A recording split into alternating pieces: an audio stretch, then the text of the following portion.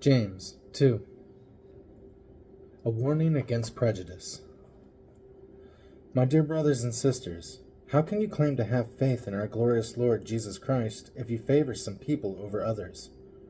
For example, suppose someone comes into your meeting dressed in fancy clothes and expensive jewelry, and another comes in who is poor and dressed in dirty clothes.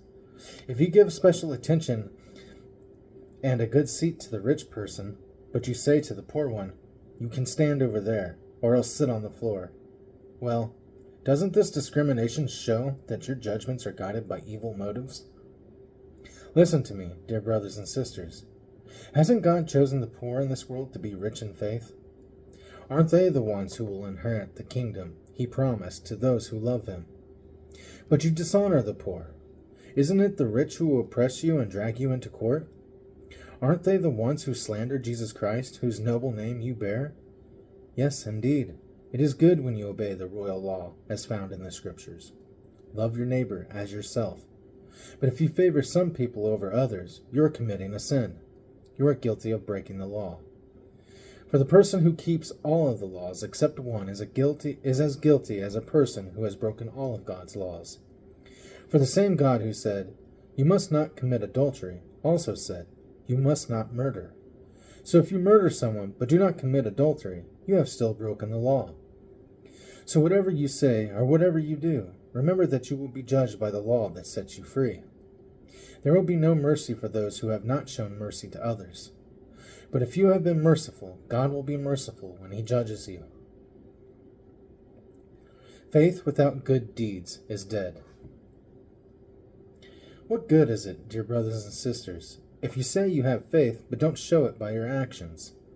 Can that kind of faith save anyone? Suppose you see a brother or sister who has no food or clothing, and you say, "Goodbye and have a good day. Stay warm and eat well." But then you don't give that person any food or clothing? What good does that do? So you see, faith by itself isn't enough. Unless it produces good deeds, it is dead and useless. Now someone may argue, some people have faith, others have good deeds. But I say, how can you show me your faith if you don't have good deeds? I will show you my faith by my good deeds.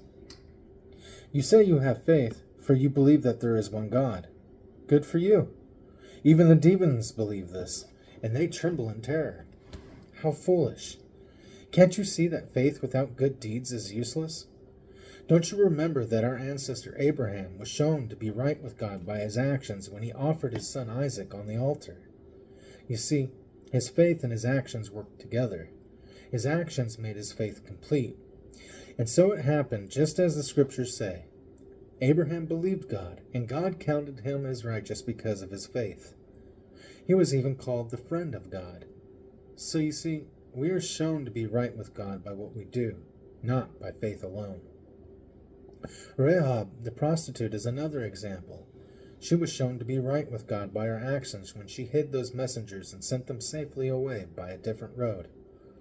Just as the body is dead without breath, so also faith is dead without good works.